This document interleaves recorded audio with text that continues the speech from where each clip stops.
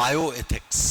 Bioethics का मतलब यह है कि बायोलॉजी का एप्लीकेशन में एथिक्स हो, use of ethics in biology, medicine, biotechnology. ठीक है, मतलब क्या होगा, मेडिकल प्रोफेशन में, मेडिसिन बनाने में, रिसर्चेज में हमको एथिकल परसेप्शन रखना पड़ेगा और इसीलिए इसके 4 प्रिंसिपल्स हैं बायोएथिक्स के। ठीक है, ABNJ, ऑटोनॉमी। ऑटोनॉमी, इसको समझना क्या होती है ऑटोनॉमी। यदि किसी व्यक्ति पर आप रिसर्च कर रहे हो तो उसका कंसेंट चाहिए, उसके बिना आप उस पर रिसर्च नहीं करोगे, ये ऑटोनॉमी है।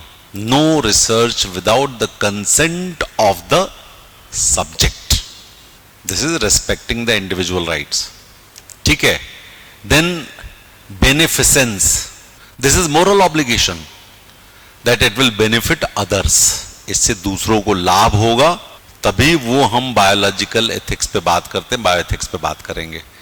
तीसरा, non maleficence, the research will not harm any person, no suffering, इससे वजह से किसी को हार्म नहीं होना चाहिए। नहीं तो चमगादड़ छोड़ दिए और कोविड-19 चला आया है। भाई आप खाते हो चमगादड़ का सूप, हम थोड़ी ना खाते हैं, ऐसा कि नहीं है। बैट सूप, और वो एक जो रिजर्वायर ऑफ वायरल लोड्स है वो तो फ्लाइंग फॉक्स है ही है, एक स्पेसिफिक स्पीशीज है बैट की, चमगादड़, उसको बोलते हैं फ्लाइंग फॉक्स। ठीक है, और चौथा है जस्टिस, तो ABNJ, N means non maleficence, B है बेनिफिसेंस, A है ऑटोनॉमी और J फॉर जस्टिस। ये ध्यान रखिएगा कि जस्टिस का मतलब होता है सबको ये मिले, ऐसा ना हो किसी एक को मिले इसका लाभ जो आप रिसर्च कर रहे हो। बायोएथिक्स का ये बायोएथिक्स है कि बायोलॉजी, बायोटेक्नोलॉजी, मेडिसिन का लाभ सबको मिलना चाहिए, किसी एक को नहीं मिलना चाहिए। ठीक है, इसके अलावा इसमें कॉन्फिडेंशियलिटी आता है, मेडिकल एथिक्स का पार्ट है। पेशेंट्स राइट्स आते हैं, हिप्पोक्रेटिक ओथ है हमारे यहां पर, पूरे वर्ल्ड में वैसे तो डॉक्टर्स लेते हैं। Gene editing should not lead to playing with the god. ठीक है, जेनेटिक प्राइवेसी मेंटेन करनी है। तो यदि हम गौर करें तो कुछ इसके फिलोसॉफिकल व्यूज हैं, जैसे एक है यूटिलिटेरियनिज्म, भाई जीएम क्रॉप से सबको फायदा होगा, हंगर कम होगा, है ना यूटिलिटेरियनिज्म। डिओंटोलॉजी ये कहता no, you are playing with the god, आप जो रूल्स हैं, रेगुलेशंस हैं, आप उनसे बाहर जा रहे हो, तो डिओंटोलॉजिकल मना करता है। वर्चू एथिक्स, इसमें कहेगा ट्रांसपेरेंसी होनी चाहिए, ऑनेस्टी होनी चाहिए, जो हमने कहा चारों जस्टिस होने चाहिए। ठीक है, इसी तरह से बायोएथिक्स में मेडिकल एथिक्स आता है, रिप्रोडक्टिव एथिक्स आता है। भैया आप बच्चों का सेक्स डिटरमाइन नहीं करोगे, प्रीनेटल। इन विट्रो फर्टिलाइजेशन करोगे तो भी बदमाशी नहीं करोगे। इन विट्रो फर्टिलाइजेशन होता है ना, बच्चे पैदा नहीं हो रहे तो फिर इन विट्रो होता है, तो उसमें कई बार एक्स क्रोमोसोम हटा करके वाई क्रोमोसोम को डाल देंगे तो क्या होगा, लड़का ही पैदा होगा। ये भी फिल्टर नहीं करना है आपको। ठीक है, जेनेटिक इंजीनियरिंग, जीन एडिटिंग, इसमें आपको प्राइवेसी मेंटेन करनी है, नॉन डिस्क्रिमिनेशन रखना है।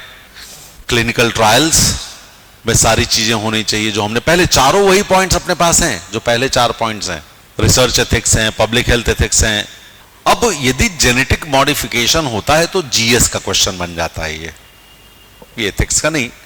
यदि जेनेटिक मॉडिफिकेशन होता है, जेनेटिक इंजीनियरिंग होती है, तो हमारे पास चिंताएं कौन कौन सी है? Unintended consequences, unintended consequences. हो सकता है कि नहीं हो सकता है? हमने कुछ बनाया, पता लगा वो हमको ही निपटाने लगा। सबसे अच्छा एग्जाम्पल जो काल्पनिक है लेकिन है कि नहीं है, कौन सा है? काल्पनिक है लेकिन है, वो डायनासोर बना दिए थे ना, एक फिल्म है ना जुरासिक पार्क। अनइंटेंडेड हो गया कि नहीं हो गया? आपने कोई बनाया और वायरस बन गया हमारा कोविड-19, वो खुद ही रेप्लिकेट कर रहा है, खुद ही म्यूटेट कर रहा है, और पूरा वर्ल्ड रुक गया, एक मोहल्ले से दूसरे मोहल्ले नहीं जा पा रहे हो आप। वर्ल्ड को ग्लोबल विलेज बोलते थे, यहां पे मोहल्ले में भी बाहर नहीं निकल पा रहे, घर के अंदर बंद थे ना घर के अंदर। तो ये सब अनइंटेंडेड कॉन्सिक्वेंसेस हो सकते हैं, ठीक है। और यदि कहीं हमने जेनेटिक एडिटिंग अपने ह्यूमन में करना ज्यादा शुरू कर दिया तो आगे आने वाली पीढ़ियों में पता नहीं क्या हो जाए, कुछ भी हो सकता है ना। तो ये कुछ चीजें हैं, एक्सेसिबिलिटी की है, इक्विटी की है, जस्टिस की कंसर्न्स हैं इसमें। चारों वही पॉइंट शुरू रख लेना, कंसर्न में उसी का कंसर्न लिख दोगे तो बेनिफिसेंस, नॉन मालेफिसेंस, जस्टिस, ऑटोनॉमी, यही 4 पॉइंट जो शुरू के ना, उसी को लेकर के चलोगे तो तुम्हारे पास प्रॉब्लम्स भी लिख लोगे, कंसर्न भी लिख लोगे, तो आराम से अपना पॉइंट्स हो जाते हैं, ठीक है। और इसी तरह से एथिकल कंसिडरेशंस भी हैं, लिख लोगे ना एथिकल कंसिडरेशंस कि लड़का ही चाहिए, सन मेटा प्रेफरेंसेस में काम कर रहे हैं, ठीक है। डिजाइनर बेबी शुरू हो जाएंगे, और डिजाइनर बेबी शुरू हो जाएंगे तो जो बेचारे डिजाइनर बेबी नहीं पैदा कर पा रहे उनका क्या होगा, और जो डिजाइनर बेबी बनेगा वो कितना सरवाइव करेगा, इसकी कोई गारंटी है क्या? क्योंकि कई बार हमारे कुछ जीन्स ऐसे होते हैं जो हमको बहुत बहुत मदद करते हैं। वो जीन की वजह से आदमी जल्दी बूढ़ा होता है, जीन की वजह से आदमी लेट बूढ़ा होता है, जीन की वजह से लॉन्गेविटी होती है जीवन में, जीन की वजह से लोग जल्दी मर जाते हैं। ये जेनेटिक है ना कई जगहों पर। तो यदि आपने सब कुछ कर दिया तो आपको सारे जीन्स के बारे में सारी क्वालिटीज पता है और सारे के परम्यूटेशन कॉम्बिनेशन पता है क्या आपको? तो ये सब करने से आगे चल करके परेशानी होगी। प्राइवेसी एक कंसर्न है। देखो छोटा सा एग्जाम्पल देता हूं तुमको मैं, लेकिन ये तुमको समझ में आएगा। एक महिला है और एक पुरुष है, उनकी शादी हुई है, उनके बच्चे नहीं हो रहे हैं। यह हो सकता है कि महिला में ओव्यूलेशन नहीं हो रहा हो, और यह भी हो सकता है कि पुरुष में जो सीमेन है वो पोटेंट ना हो। दोनों में से कुछ भी हो सकता है। डॉक्टर के पास गए, डॉक्टर ने टेस्ट का बोले ओवम तो है ही नहीं। तो वो सलाह देती है डॉक्टर कि एक काम करो, किसी डोनर का ओवम ले लेते हैं। अब यदि पति पत्नी दोनों तैयार हो गए तो किसी एक महिला का ओवम ले लिया गया और पति के स्पर्म से उसको फर्टिलाइज करके उसी महिला के गर्भ में रख दिया गया, पत्नी के, और वो बच्चा पैदा होता है, ठीक है। यदि देखा जाए तो बच्चा उस महिला का, तीसरी महिला का है ओवम की वजह से, क्योंकि उसका जेनेटिक पूरा वहां से आ रहा है, और उस पति का है। अब यदि इस प्राइवेसी को डॉक्टर भंग कर दे और महिला किसी दिन चली आए 60 साल के बाद, मेरे ही बच्चे नहीं हुए, मेरा बच्चा कहां, तो क्या होगा? परेशानी हो जाएगी। और उस बच्चों को कितना बड़ा कल्चरल शॉक लगेगा। एक दूसरा, स्पर्म नहीं है, ओवम है, तो भी बच्चा किसी दूसरे के स्पर्म। विकी डोनर मूवी देखी होगी तुम लोगों ने, छोटे बच्चे तो हो नहीं, स्पर्म लिया गया किसी का, ओवम उसी महिला का, बच्चे पैदा हो गए। बेसिकली बायोलॉजिकल फादर तो वही है ना, है कि नहीं भाई? यदि वो नाम डिस्क्लोज कर दे तो क्या होगा? प्राइवेसी गई। ये भी छोड़ो, इधर स्पर्म भी नहीं है, इधर ओवम भी नहीं, लेकिन बच्चा चाहिए, तो किसी को ओवम लिया, किसी का स्पर्म लिया, उसी महिला के गर्भ में उसको डाल दिया। अब बच्चा घर में, तो अबे तुम दोनों तो काले काले, लड़का तुम्हारा गोरा गोरा लंबा कैसे हो गया? होता है कि नहीं होता है? होता है ना। तो हम सोसाइटी में रह रहे हैं, वहां इस सोसाइटी में इस तरह की प्रॉब्लम्स यदि प्राइवेसी नहीं मेंटेन की जाएगी तो हो जाएगी। सरोगेट सब बायोएथिक्स, मेडिकल एथिक्स के पार्ट हैं, ठीक है।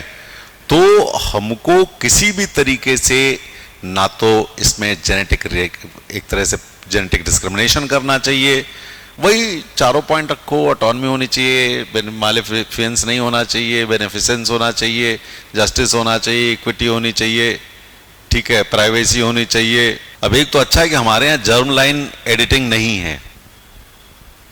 अबे हम सब लोग अलग अलग दिखते हैं, यही अच्छा है अच्छा कि नहीं? कोई कहता है ना हमसे कि सर वो गोरेपन की क्रीम कितनी अच्छी होती है, आप लगाया करो। तो हम कहते हैं हम गोरे भी हो जाएंगे तो हम कितने अंग्रेज जैसे तो नहीं हो पाएंगे, तो जैसे हम ठीक है यार, हम काले सही, व्हाट्स रॉन्ग इन इट? मैं काला हूं तो काला हूं यार, इसमें क्या करना है अपने को? There is no wrong in it. हम हील पहन के 6 फीट 3 इंच के हो जाएंगे तो उससे क्या फर्क पड़ेगा? 6 फीट 6 इंच का फिर मेरे सामने खड़ा होगा यार, खड़ा होगा कि नहीं खड़ा होगा? हम यार फिर उससे छोटे महसूस करेंगे। महसूस ही क्यों करें, हमको जो हम हैं हम वैसे ही हैं भाई, इतना बहुत है मेरे लिए।